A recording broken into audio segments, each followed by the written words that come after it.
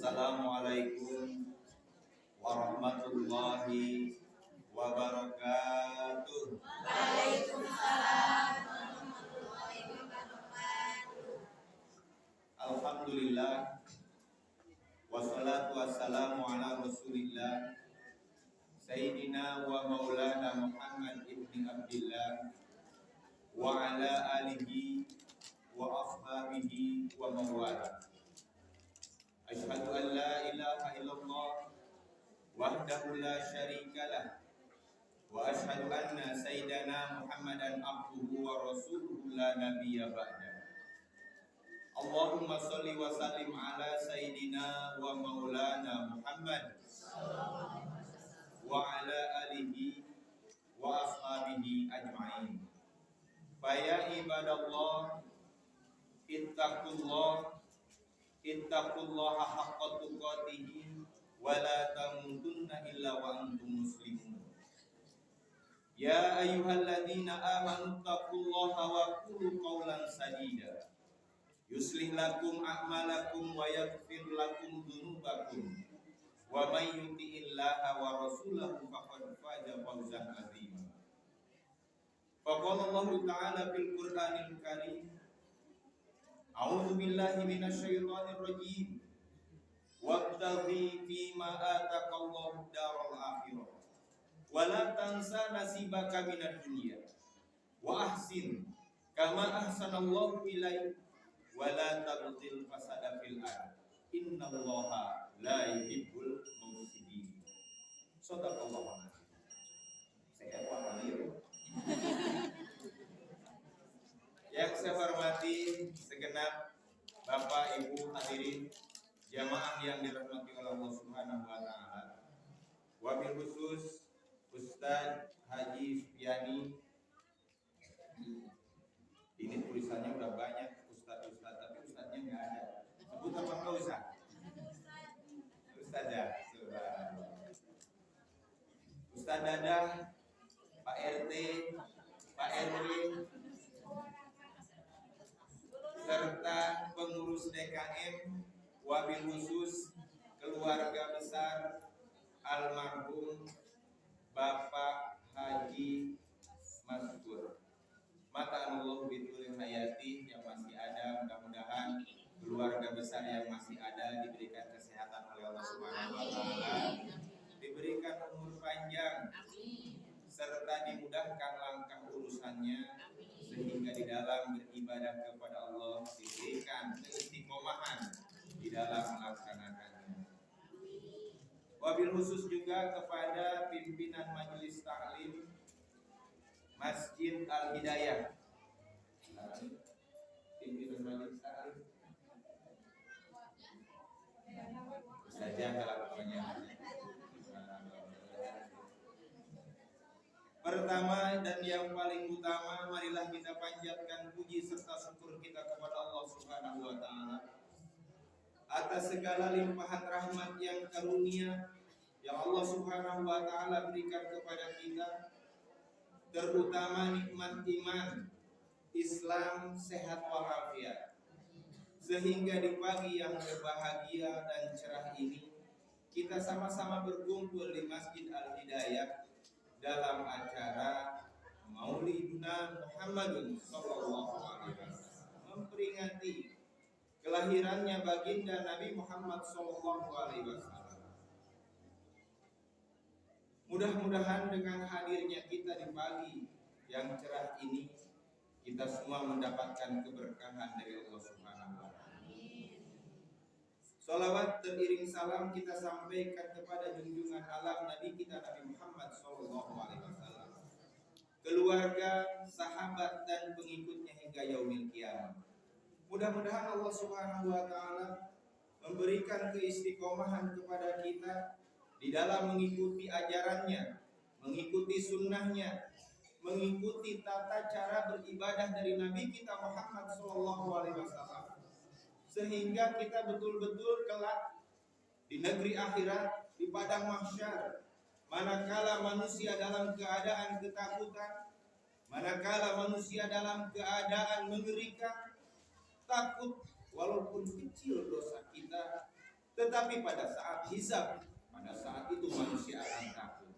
Maka ketika kita taat kepada Nabi kita Muhammad sallallahu alaihi wasallam, insya Allah kita semua yang hadir di sini beserta keluarga kita mendapatkan syafaat dari Rasulullah sallallahu alaihi wasallam. Ibu-ibu, adik-adik hadirin jemaah yang dirahmati Allah Subhanahu wa taala. Nabi Muhammad sallallahu alaihi wasallam adalah contoh suri tauladan buat kita untuk kita teladani bagaimana di dalam kehidupan kita mencontoh Nabi kita Muhammad sallallahu alaihi wasallam. Kenapa kita mesti mencari menjadi contoh untuk kepada Nabi Muhammad sallallahu alaihi wasallam? Subhanallah, Bapak Ibu hadirin rahimakumullah. Nabi ini, Nabi Muhammad yang agung, yang diagungkan oleh yang maha agung, yang mulia, yang dimuliakan oleh yang maha mulia, yaitu Allah Subhanahu wa taala. Sejarah dari Nabi Muhammad sallallahu alaihi wasallam, walaupun baginda Nabi belum lahir, coba bayangkan bagaimana tidak luar biasanya Nabi Muhammad sallallahu alaihi wasallam. Belum lahir saja Nabi Adam sudah menyebut namanya, sudah bertawasul kepadanya. Kemudian Nabi Ibrahim, Nabi Ismail sudah mendoakan akan datang kelak Rasul Nabi yang terakhir, yang begitu mulia, yang dicintai oleh Allah Subhanahu wa taala, yang bernama Muhammad sallallahu alaihi wasallam. Bagaimana tidak luar biasa. Nabi ini sosok, kalau kita ibaratkan sosok figur yang komplit. Jadi kalau kita mencontoh itu ya, tentu kalau namanya mencontoh, manusia akan mencontoh manusia. Kalau yang terbang mencontoh pesawat, mencontoh capung. Nah, jadi ketika kita merayakan Maulid Nabi Muhammad SAW, agar kita mengenal sosok Nabi Muhammad, sehingga kita dapat mencontoh Nabi kita. Betul apa enggak kira-kira? Paham Nabi Muhammad bagaimana dia dalam kesehariannya? Paham apa enggak kira-kira? Dikit-dikit. Ya, subhanallah. Makanya kalau tadi apa tadi sholawatnya? Kalau ngaji jangan main HP, nanti digondol celok. Kalau di Jakarta ada lagi sholawatnya. Sholawatnya apa ya? Bila ingin melihat Nabi. Jawabnya yang kencang. Bila ingin melihat Nabi, basahi dulu bibirmu dengan sholawat. Bila ingin melihat Nabi di dalam surga, basahi dulu bibirmu dengan sholawat. Suaranya masih lemes-lemes belum sarapan. Jadi ketika manusia kita diciptakan oleh Allah Subhanahu wa taala, maka hendaklah kita mencontoh Nabi kita Muhammad sallallahu alaihi wasallam. Jangan kita mencontoh yang lain. Contoh, kalau kita mencontoh ada manusia mencontoh binatang, kira-kira hidupnya selamat apa enggak? Ada enggak kira-kira manusia sekarang mencontoh binatang, ada apa enggak? Allah. Binatang rakus, manusia lebih rakus. Ini bisa jadi karena yang dicontoh binatang, sehingga di dalam kehidupannya dia lebih rakus daripada binatang. Allah. Maka Allah Subhanahu wa taala menjadikan Nabi Muhammad SAW ini menjadi figur untuk diri kita, mencontoh di dalam keseharian kita. Tentu semua kita ingin selamat di dalam kehidupan dunia. Tentu kita ingin selamat di dalam kehidupan akhirat. Maka Allah Subhanahu wa taala berikan pedoman untuk bekal kita hidup di dunia. Yang pertama adalah Al-Qur'an. Di dalam surat Al-Qasas ayat 77, Allah Subhanahu wa taala berfirman, "A'udzu billahi minasyaitonir rajim. Wabtaghi fima ataqallahu daral akhirah. Wala tansa nasibaka minad dunya wa ahsin kama ahsanallahu ilaik wala tabghil fasada fil ardh innallaha la yuhibbul mufsidin." Kata Allah, dan carilah kebahagiaan negeri akhiratmu. Apa tadi? Dan carilah kebahagiaan negeri akhiratmu. Jadi yang pertama, di dalam ayat ini Allah menjelaskan yang harus diutamakan adalah mencari kebahagiaan, mencari keselamatan di negeri akhirat. Wala tansa nasibaka minad dunya. Tetapi kata Allah, jangan lupakan bagianmu di dunia. Yang pertama, yang utama yang harus kita utamakan adalah bekal kita untuk kehidupan negeri akhirat. Di ayat yang lain di dalam surat Al-Asr Allah Subhanahu wa taala berfirman, "Ya ayyuhalladzina amanu taqullaha wal tanzur nafsum ma qaddamat lighad. Wattaqullaha innallaha khabirum bima ta'malun." Kata Allah, wahai orang-orang yang beriman, bertakwalah kepada Allah dan hendaklah setiap diri memperhatikan apa yang kalian perbuat di muka bumi ini untuk bekal di hari akhirat. Kira-kira kita sudah siap-siap belum untuk bekal di akhirat? Sudah siap-siap apa belum? Kalau sekarang ada maulid, terus ada panen bonteng, kira-kira hadir maulid apa hadir panen bonteng? Subhanallah. Ini dari Jakarta jauh-jauh datang, yang dekat panen bonteng. Wal tanzur nafsum ma qaddamat, itu kata Allah. Hendaklah setiap diri memperhatikan apa sih amal kita yang kita lakukan. Banyakkan untuk bekal di akhirat atau hanya untuk kesenangan dunia? Hasibu anfusahum, hisablah, hitunglah, ya, hitung amal-amal kita sebelum nanti Allah yang menghisab kita. Makanya, masyarul muslimin wal muslimat jamaah yang dirahmati oleh Allah Subhanahu wa taala. Kata Allah, wallahu khabirun bima ta'malun. Sesungguhnya Allah Subhanahu wa taala Maha mengetahui apa yang kamu kerjakan. Saya di awal-awal ini saya akan menyampaikan beberapa hukum-hukum atau ketentuan-ketentuan yang Allah Subhanahu wa taala perintahkan kepada kita agar kita dapat melaksanakannya. Nanti di akhir 30 menit terakhir nanti akan saya bacakan sejarah singkat dari Nabi Muhammad SAW. Tapi ibu-ibu nih kalau pengajian kayak begini saya agak sedikit semangat. Semangatnya kenapa? Ada jembe saya. Jembe apa enggak? Alhamdulillah nih di depan saya senyum-senyum saya, orang-orang tua saya, ibu-ibu enak usul kadang. Betul apa betul? Kalau di depan anak-anak repot tuh pengajian. Saya baca sejarah Nabi, kan sejarah Nabi harum banget ya. Sampai kita meneteskan air mata. Anak kecil ustaznya curi. Malah kalau ada sukutan ustaznya curi, kita udah main liputannya dalam curi. Allah Subhanahu wa taala berfirman di dalam Al-Qur'an, tadi sedikit disinggung oleh guru kita Ustaz Haji Sufyan. Di dalam Al-Qur'an Allah Subhanahu wa taala menyeru kepada orang-orang yang beriman. Wasari'u ila maghfiratin mir rabbikum wa jannatin arduhas samawati wal ardh uiddat lil muttaqin alladzina yunfiquna bis sarra'i wad dharra wal kadhimina al ghaidha wal 'afina 'anil nas wallahu yuhibbul mufsidin. Kata Allah Subhanahu wa taala, bersegeralah, ini tanpa pandang bulu. Semua, tidak tua, tidak muda, tidak anak-anak, tidak remaja, diseru oleh Allah Subhanahu wa taala, wasari'u ila maghfiratin. Bersegeralah menuju kepada ampunan Allah Subhanahu wa taala. Kenapa tidak dipilah, tidak dipilih? Karena ajal tidak ada yang tahu. Bisa saja ibu-ibu duluan, saya belakangan. Atau saya belakangan, ibu-ibu duluan.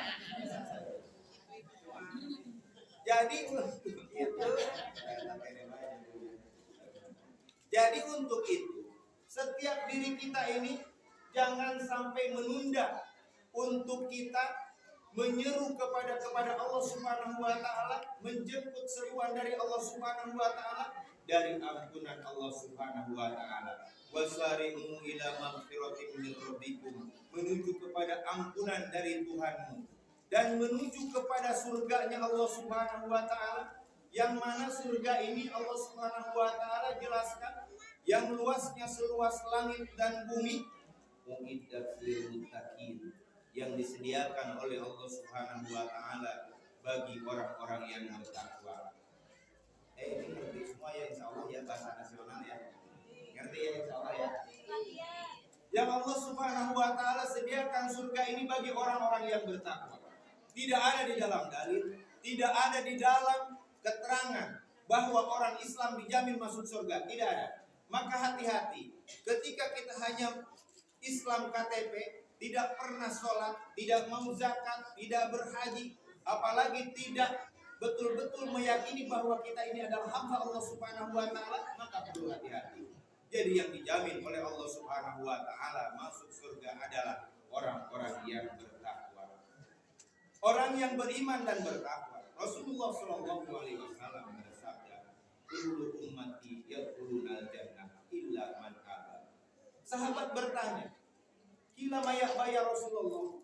Nabi bersabda, "Semua umatku akan masuk surga illa man aba." Sahabat bertanya, "Siapa ya Allah yang ya Rasulullah yang enggak mau?" Kata Nabi, "Man ata'ani dakhalal jannah wa man asani faqad aba." Siapa yang taat, yang mengikuti sunnahku, dialah yang masuk surga. Dan barang siapa yang tidak mau, kata Nabi, maka dialah yang enggan masuk surga. Tentu kita semua ingin masuk surganya Allah Subhanahu wa taala. Kemudian menuju surganya Allah Subhanahu wa taala ini uiddat lil muttaqin.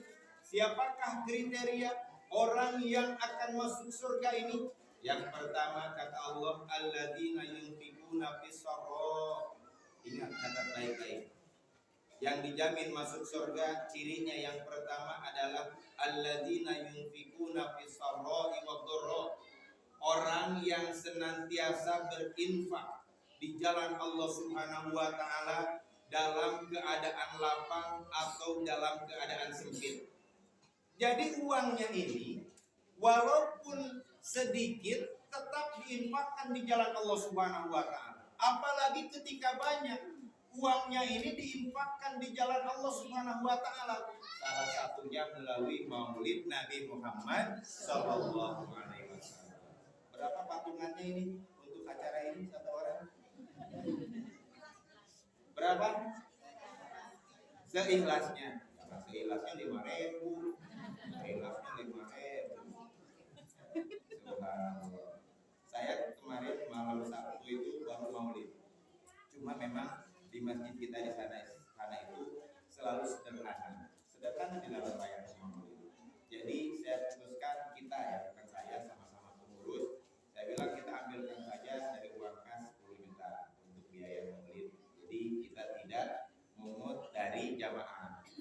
Tapi memang hariannya jamaah ini luar biasa infaknya. Jadi begitu buka kotak amal itu 100.000, 50.000, nggak ada yang 2.000. Maksudnya nggak ada yang sedikit, banyak juga tetap. Nah kalau sekarang kita patungan, berapa satu orang? 50.000. Ini kalau saya ganti 50.000 jadi 500.000. Ini seandainya, namun tadi patungan 50.000, saya diganti 500.000 ya. Kan 10 kali lipat cenanya. Nah, ayeuna lamun Allah diganti 5 juta. Kira-kira hayang diganti 500.000 apa hayang diganti 5 juta? 5 juta. 5 juta benar. Nah, aman berarti kalau gitu duit saya. Kan kalau mau kita ngeluarin musibah aja 500.000 kali berapa? Alladzina yunfikuna fi sharra. Yang pertama adalah orang yang senantiasa infak di jalan Allah Subhanahu wa taala dalam keadaan lapang. Ketika kita berjaya, kita banyak duit, maka bantu masjid, bantu tetangga, bantu pengajian-pengajian, bantu guru-guru kita. Allah. Waqdoro, dan dalam keadaan sempit, hidup ini kan bergulir. Kadang di atas, kadang di bawah. Kadang kita banyak duit, kadang kita kurang duit. Ketika banyak kita infak lebih besar. Ketika kita tidak ada uang sedikit, 2.000 nggak apa-apa. Jangan lagi banyak, infaknya 2.000. Ya, ini salah satu. Yang pertama catat. Kemudian yang kedua, wal kaziminal ghaib, dan orang yang dapat menahan amarah. Ini ciri-ciri orang penghuni surga nih. Kalau orang mau masuk surga maka diperhatiin pengajiannya, dalil-dalilnya. Orang yang dapat menahan amarah. Tadi biasa apa katanya tadi? Bisa nggak memaafkan orang lain? Nubageun di Syria. Jadi kalau kita mampu kita marah. Orang berbuat salah sama kita, tapi kita bisa menahan, kita tidak melampiaskan kemarahan kita. Itulah ciri orang penghuni surga. Nah kalau sekarang kita introspeksi tadi hasibu anfusakum, hisablah setiap kita. Coba sekarang gitu, kalau ada orang zalim sama kita, orang jahil sama kita, kira-kira kita mampu marah nih? Kita mampu marah sama orang itu? Ya ada apa-apanya, wah kelepak dia beres gitu. Tapi kita tahan. Nah sekarang kita terapkan di dalam kehidupan kita, mampu nggak kita tahan amarah kita? Gimana kira-kira? Lamun aya batur zalim ka urang bu, ya. Batur jahil ka urang bisa ngamek, tapi ku urang ditahan eta amek teh kulantaran naon? Urang hayang ridho nanti Allah Subhanahu wa taala. Ayeuna urang lamun bisa ngamek ka batur sok ngamek ka Patara. Ngamek ka Patara. Ini salaki geus gawe di sawah, panen kuhileut teu moal duit. Kira-kira amek apa henteu?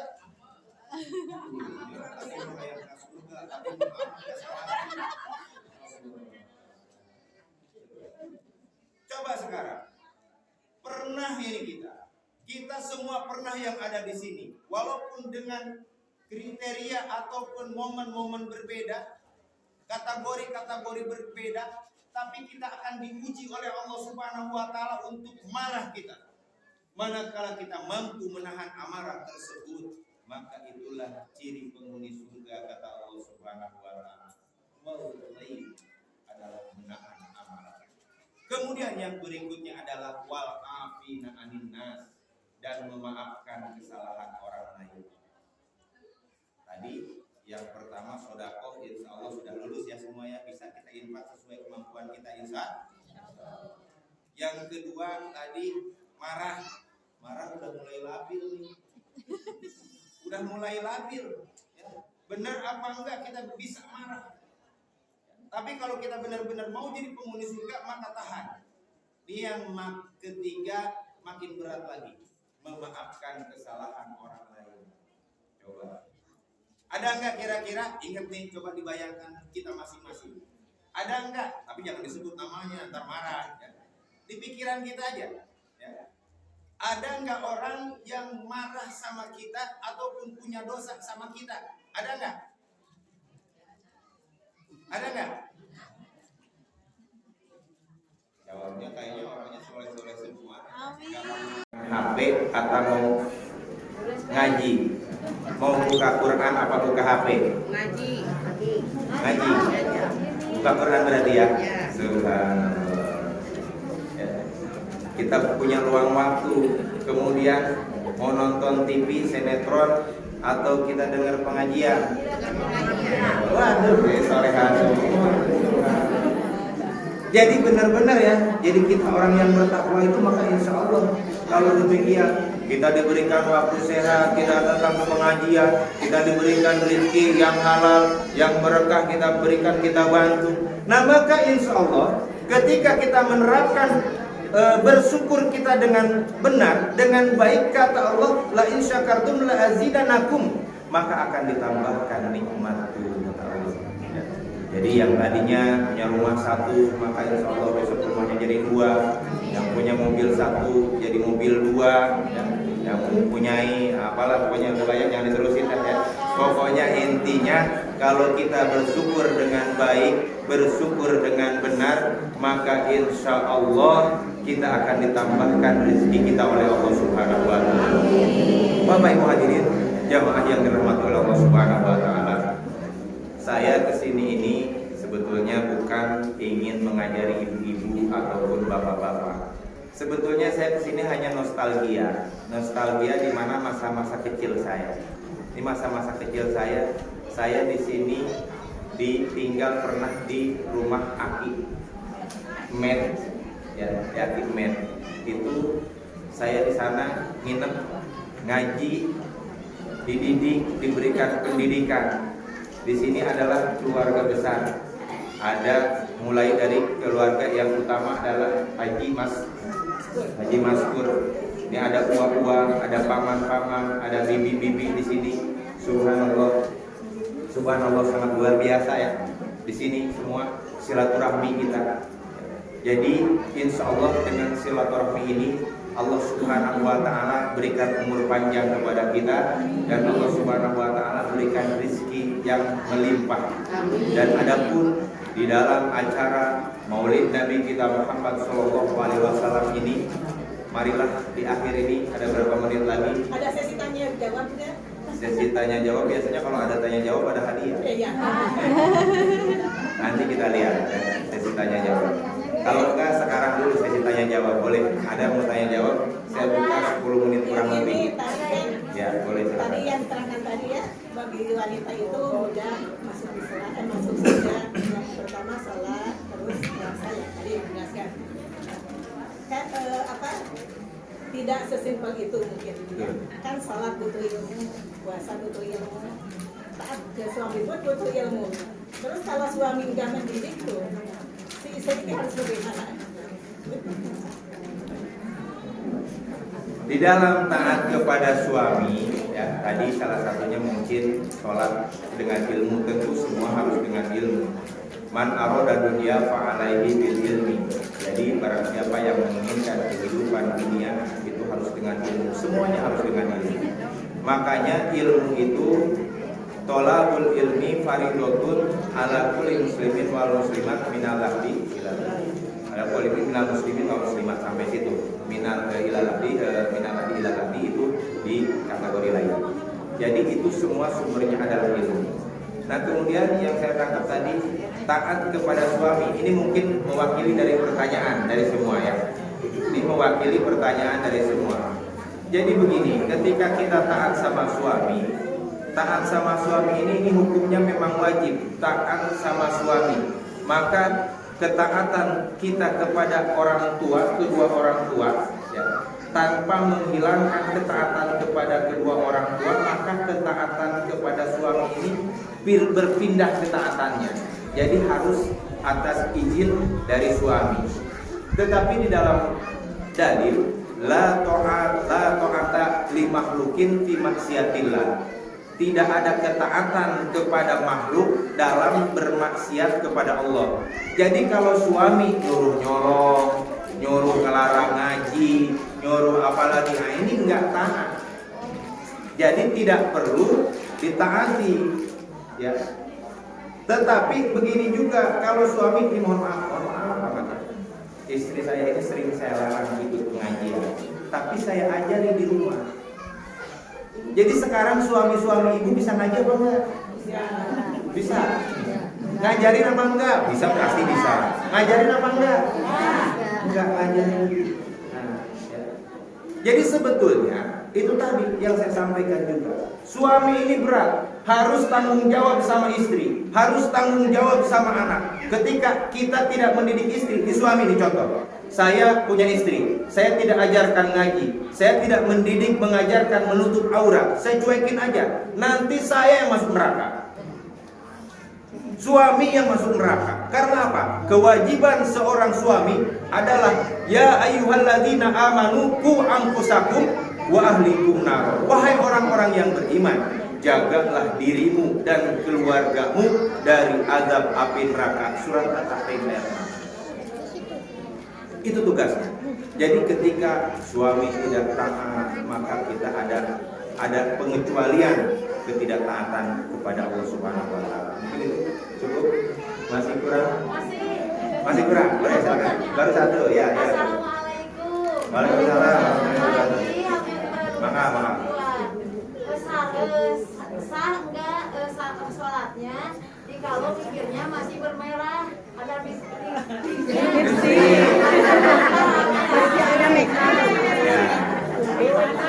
bagaimana kalau perempuan mau sholat tapi masih ada bibirnya merah? Pertanyaannya sah tidak kalau wudhu ya bibirnya lipstiknya masih tebal sampai 3 cm. Ini jangan-jangan ya sampai moronyoy gitunya.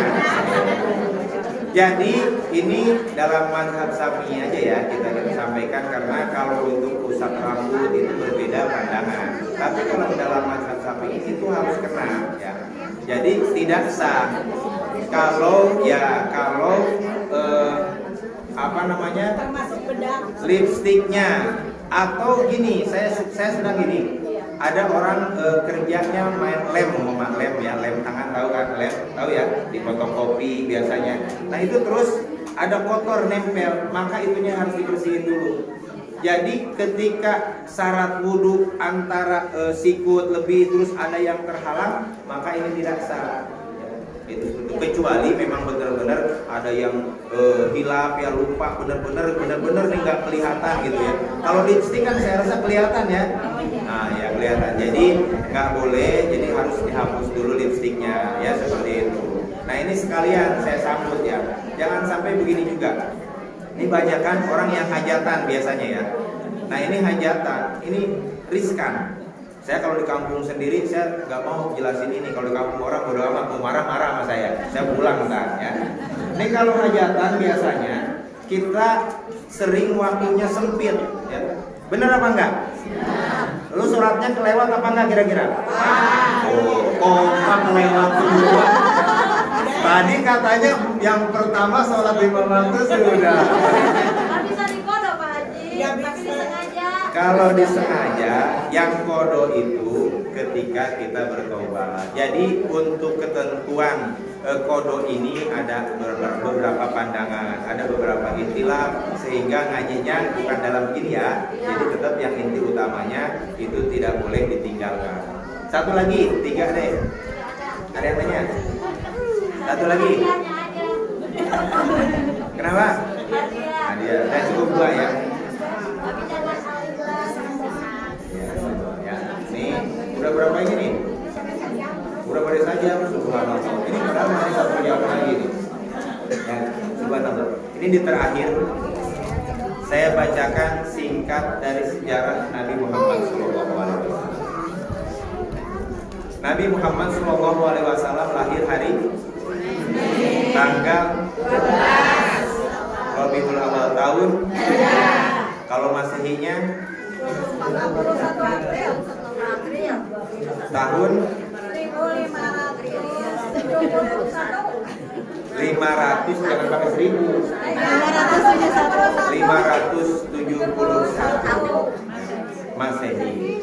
Jadi lahirnya adalah hari Senin tanggal 12 Rabiul Awal, tanggal 21 April 571 Masehi. Pada hari itu Rasulullah SAW lahir ke muka bumi, yang dimana Nabi ini telah disejarahkan oleh Nabi Isa. Nabi Isa SAW dan dikutip diabadikan oleh Allah Subhanahu wa taala di dalam Al-Qur'an. A'udzubillahi minasyaitonirrajim. Wa idz qala Isa ibnu Maryam ya bani Israil ya bani Israil inni Rasulullah ilaikum musaddiqan lima baina yadayya minat Taurat wa mubasysyiran bi rasulin ya'ti min ba'di ismuhu Ahmad. Dikabarkan 600 tahun sebelumnya sudah dikabarkan oleh Nabi Isa alaihissalam. Dan pada hari Senin tanggal 12 Rabiul Awal di tahun Gajah, ketika itu api yang biasa disembah oleh orang-orang Majusi padam. Gereja tempat beribadah orang-orang Nasrani rubuh. Maka lahirlah Nabi kita Muhammad sallallahu alaihi wasallam. Maka kakeknya Abdul Muthalib membawa bayi yang mulia masuk ke dalam Ka'bah. Subhanallah, Bapak Ibu hadirin rahimakumullah. Mulai dari lahir Nabi kita Muhammad SAW ini ada dua ibu yang menyusui. Yang pertama adalah Suaibah. Yang kedua adalah Halimatus Sa'diyah. Maka yang lebih terkenal, Nabi Muhammad SAW ini dibesarkan oleh Halimatus Sa'diyah di Taif. Ketika umur 6 tahun, Nabi Muhammad SAW ini ketika umur 4 tahun, Nabi Muhammad SAW ini ketika bermain, maka datanglah malaikat Jibril membelah dada Nabi Muhammad SAW. Kemudian pada saat itu anak-anak ketakutan dan lari kepada Halimatus Sa'diyah. Kalau kata kita, Halimatus Sa'diyah, ibu, itu Muhammad dibunuh. Maka ketika Halimatus Sa'diyah ingin melihat, datang Rasulullah ini pulang dan wajahnya pucat seperti kekurangan darah. Setelah didatangi oleh malaikat Jibril, kemudian dibelah, dicuci hatinya, di mana di situ terdapat tempat setan, maka pulanglah Nabi Muhammad SAW ketika umur 4 tahun. Ketika umur 6 tahun, Nabi Muhammad SAW ini dipulangkan oleh Halimatus Sa'diyah kepada ibunya. Karena Halimatus Sa'diyah merasa takut, merasa khawatir, dia tidak dapat menjaga amanahnya sebagai ibu susu. Maka dipulangkanlah ketika usia 6 tahun ini kepada ibunya, yaitu Siti Aminah. Setelah obrolan panjang, ini saya singkat-singkat saja. Setelah obrolan panjang, Siti Aminah ini kemudian bermaksud untuk mengajak Nabi berziarah.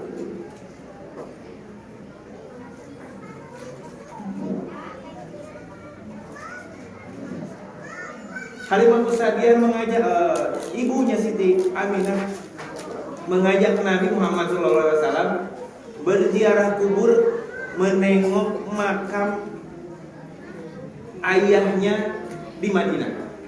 Maka jalanlah Nabi Muhammad ini beserta ibunya ditemani dengan pembantunya. Mengenalkanlah ini adalah makam ayahmu wahai Muhammad. Setelah beberapa hari di Madinah, Nabi Muhammad SAW beserta ibunya dan pembantunya ini pulang lagi ke Mekah. Belum sampai di Mekah, ketika sampai di Abwa, Nabi yang begitu penuh derita di dalam kehidupannya, belum sampai ke rumahnya, Nabi ditinggal oleh ibu, wafat di Abwa. Coba Bapak Ibu dulu, bagaimana seorang Rasul, seorang Nabi di dalam kehidupannya begitu sedih, begitu prihatin, belum lagi luka. Beberapa saat melihat kubur ayahnya, di dalam perjalanan ibunya pun juga wafat, meninggal, berpulang ke rahmatullah. Maka beliau pun setelah memakamkan di Abwa ibunya, beliau menuju ke Mekah. Di usia 8 tahun, kini Nabi Muhammad SAW hidup bersama kakeknya yaitu Abdul Muthalib. Di suatu ketika Abdul Muthalib membentangkan permadani di depan Ka'bah, di mana di situ tidak ada orang ataupun cucunya, anaknya yang duduk di permadani tersebut. Ketika itu Nabi Muhammad SAW duduk di permadani tersebut. Maka cucu-cucu yang lain, anak-anak yang lain melarang, wahai Muhammad, jangan duduk di situ, jangan duduk di situ. Ketika itu Abdul Muthalib melerainya, jangan, biarkan Muhammad duduk di permadani. Padahal sebelumnya tidak ada cucunya yang duduk di situ. Disinilah kakeknya Abdul Muthalib, dia mempunyai firasat bahwa cucunya yang ini akan menjadi orang besar, akan menjadi orang yang terpandang, yang begitu membawa kebenaran di dalam dunia ini. Kemudian selanjutnya di usia 12 tahun, ketika Abdul Muthalib pun wafat, dipanggil oleh Allah Subhanahu wa taala. Tidak henti-hentinya Nabi ini bertubi-tubi kesedihan, bertubi-tubi ujian mendatangi di dalam kehidupannya. Maka Rasulullah SAW pun, Nabi Muhammad pun, maka hidup bersama Abu Thalib, paman dari Nabi Muhammad SAW. Dan pamannya ini adalah, beliau ini orang susah juga, tidak seperti paman-paman yang lain. Maka untuk mencukupi kebutuhannya, mencukupi kehidupannya sehari-hari, maka Nabi Muhammad ini berinisiatif ingin ikut dagang dengan pamannya. Maka setelah dilarang beberapa kali, tetapi Nabi Muhammad ini tetap ingin ikut. Pada usia 12 tahun ingin ikut berdagang, maka Nabi Muhammad pun diajak oleh pamannya. Ketika sampai di satu pohon, ketika istirahat, maka dilihatlah oleh Buhairah. Buhairah ini adalah pendeta. Buhairah ini tidak pernah keluar selama hidupnya kecuali pada hari itu. Ketika melihat ada rombongan pedagang dari Mekah yang ingin berdagang, dan ada orang yang dilindungi oleh awan, dan batu-batu bersujud, pohon-pohon semua merunduk bersujud kepada orang tersebut.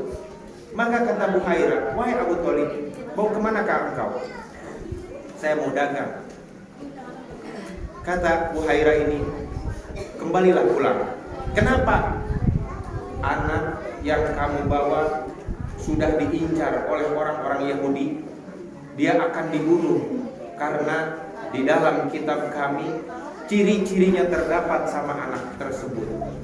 Maka Abu Thalib pun membawa pulang kembali.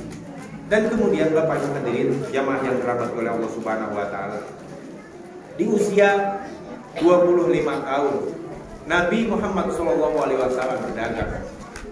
berdagang dan begitu sangat luar biasa dagangnya amanah, dagangnya betul-betul baik, sehingga pada saat itu tidak lama dilamar oleh Siti Khadijah. Menikahlah di usia 25 tahun. Kemudian di usia 40 tahun Nabi Muhammad SAW diangkat menjadi Nabi dan Rasul. Yang tadinya Nabi Muhammad ini adalah dicintai oleh orang-orang karena sosoknya yang begitu ganteng, yang begitu memukau, cerdas, amanah, kemudian sopan, santun, pemalu Nabi ini. Tetapi pada saat usia 40 tahun begitu berseru dakwah, mulailah bermunculan musuh-musuh dari orang-orang kafir. Maka pada saat umur 40 tahun Nabi Muhammad SAW ini diangkat menjadi Rasul. Kemudian pada saat 65 tahun Rasulullah SAW 4 bulan sebelumnya sudah ada tanda-tanda bahwa beliau akan meninggal. Ketika itu Rasulullah SAW hendak melaksanakan haji wada. Maka Nabi mempersiapkan sebelumnya, mulai dari sebelum bulan Dzulhijjah mempersiapkan untuk melaksanakan ibadah haji. Maka setelah persiapan selesai, Nabi pun berangkat untuk melaksanakan ibadah haji.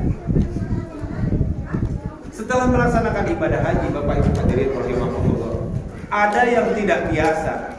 Banyak tanda-tanda yang tidak biasa yang dilakukan oleh Nabi Muhammad SAW. Contohnya, yang biasanya Nabi menyembelih di dalam kurban hanya 2 ekor, tetapi pada saat itu 100 ekor unta yang disembelih oleh Nabi Muhammad SAW.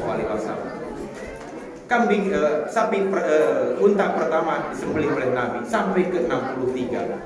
Di situ pun terdapat tanda-tanda. Maka setelah melaksanakan kurban, Nabi Muhammad SAW pun pulang ke Madinah.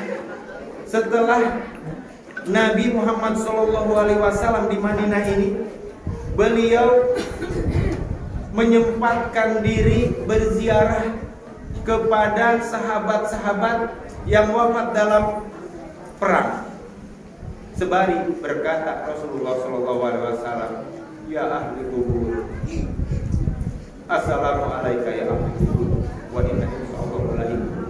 Maka Nabi mencucurkan air. Setelah itu Nabi pun juga sakit. Setelah sakit, Nabi Muhammad SAW ini dalam keadaan payah, dalam keadaan susah, masih dipapah, ingin sholat berjamaah. Subhanallah. Maka Sayyidina Ali, kemudian Fadl bin Ibnu Abbas mempapah Sayyidina Ali untuk melaksanakan sholat. Maka detik-detik wafat Nabi Muhammad SAW, Bapak Ibu hadirin rahimakumullah, ketika para sahabat berkumpul, coba kita perhatikan apa yang dirindukan oleh Nabi Muhammad SAW. Nabi berkata, "Wahai sahabatku, aku rindu terhadap saudaraku." Diulang-ulang oleh Nabi Muhammad SAW. Kemudian sahabat ini heran, "Wahai Rasulullah, bukankah kami ini adalah saudaramu, wahai Rasulullah?" Kata Nabi Muhammad SAW, "Tidak wahai sahabat, engkau ashabi, kamu adalah sahabatku." Kemudian sahabat ini bertanya, "Wahai Rasulullah, siapakah saudaramu, wahai Rasulullah?" Kata Nabi Muhammad SAW menjawab, "Saudaraku adalah orang yang akan hidup di kemudian hari, orang yang tidak pernah melihatku, orang yang tidak pernah hidup bersamaku, tetapi mereka meyakini beriman kepadaku dan mereka taat mencintai aku. Dialah adalah saudara-saudaraku," kata Nabi Muhammad SAW. Kita ini di sini adalah orang-orang yang dicintai Nabi. Kita ini adalah orang-orang yang disayangi Nabi, orang yang dirindukan Nabi. Berapa abad yang lalu Rasulullah SAW merindukan kita. Pada saat Rasulullah SAW detik-detiknya pun, maka ketika dicabut nyawanya, Allah Subhanahu wa taala berfirman, "Kullu nafsin dha'iqatul maut." Setiap yang bernyawa akan merasakan mati, kata Allah Subhanahu wa taala. Tanpa terkecuali Nabi pun merasakan pada saat sakaratul maut betapa sakit. ketika wafat Nabi Muhammad SAW berdoa kepada Allah Subhanahu wa Ta'ala, "Ya Rabbi, jika Engkau berkenan, seluruh sakit pada saat sakaratul maut umatku timpakanlah pada saat itu kepadaku," kata Nabi. Allah Akbar. Begitu cintanya Nabi terhadap kita, sehingga Nabi tidak ingin, tidak rela umatnya merasakan sakaratul maut yang begitu sakit. Kemudian apa Bapak Ibu hadirin rahimakumullah? Dengan implementasi apa? Dengan apa kita cinta kepada Nabi kita buktikan. Nabi kita belum kurban, Nabi sudah kurbankan kita. Nabi merindukan kita. Nabi ingin kita semua masuk surga. Nabi ingin kita semua dirahmati oleh Allah Subhanahu wa Ta'ala. Tetapi apakah kita dari setiap diri kini memperhatikan apa untuk keselamatan kita masing-masing? Allah Akbar. Melalui momen maulid ini Bapak Ibu hadirin rahimakumullah, insya Allah kita cintai Nabi kita Muhammad SAW dengan memperbanyak sholawat kepada Nabi kita Muhammad SAW. Ya Nabi salam, salam alaika. Ya Rasul salam, salam alaika. Ya Habib salam, salam alaika. Salawatullah alaika. Ya Nabi salam, salam alaika. Ya Rasul salam, salam alaika. Ya Habib salam, salam alaika.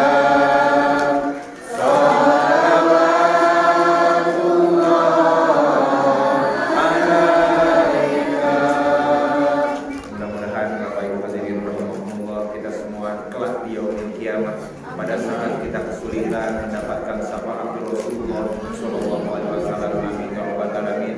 Kurang lebihnya mohon maaf, hampir 1 jam lebih.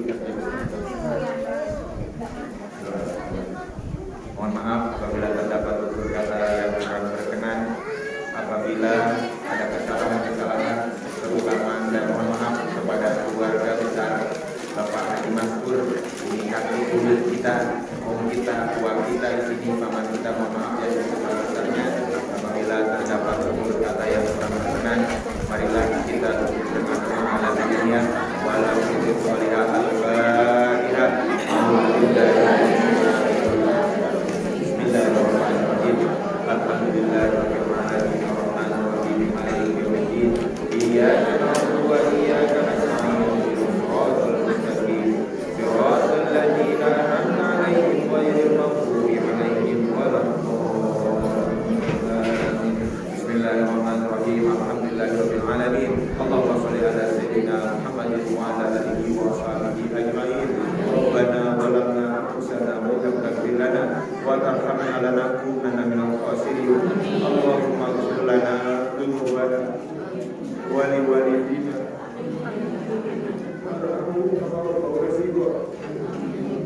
Allahumma ighfir lana dzunubana wa liwalidina warhamhum kama rabbayana shighara. Ya Allah, ampunkanlah seluruh dosa dan kesalahan kami ya Allah. Ya Allah, ampunkanlah seluruh dosa dan kesalahan orang tua kami ya Allah. Yang masih ada di tengah-tengah kita, Engkau berikan kesehatan ya Allah. Allah berikan kemudahan di dalam langkah urusan ya Allah. Ya Allah, ampunkanlah seluruh dosa dan kesalahan kakek buyut kami ya Allah, Haji Maskur ya Allah. Jadikanlah kuburnya Allah beriadil jannah ya Allah. Ya Allah, ya Tuhan kami, kepada Engkau lah kami mengadukan segala keluh kesah kami ya Allah. Ya Allah, di dalam kesempatan siang yang baik ini kami memohon mudahkan langkah urusan kami ya Allah. Yang mempunyai hutang dilapangkan hutangnya ya Allah, dilunaskan ya Allah. Yang belum mempunyai banyak rezeki, banyakkanlah luaskanlah rezekinya Allah. Rabbana arina al-haqqa haqqa warzuqna ittiba'ahu wa arina al-batila batila warzuqna ijtinaba. Allahumma inna nas'aluka salamatan fid din wa afiyatan fil jasad wa ziyadatan fil ilmi wa barakatan fil rizqi wa taubatan qabla al-maut wa rahmatan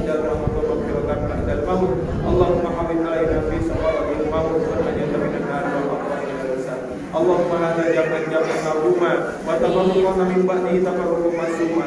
Rabbana atina fid dunya hasanah wa fil akhirati hasanah wa qina adzabannar.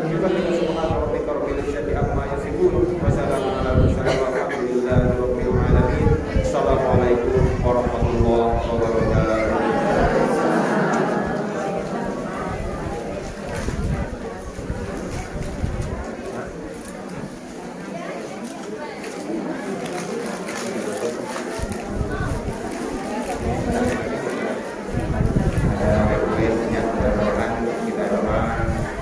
Menjelang 2024 pemilihan atau pemimpin berkenan itu kita memberikan pemimpin di mana itu membawa keberkahan kepada kita dan Allah Subhanahu wa taala jadikan negeri balad ibadah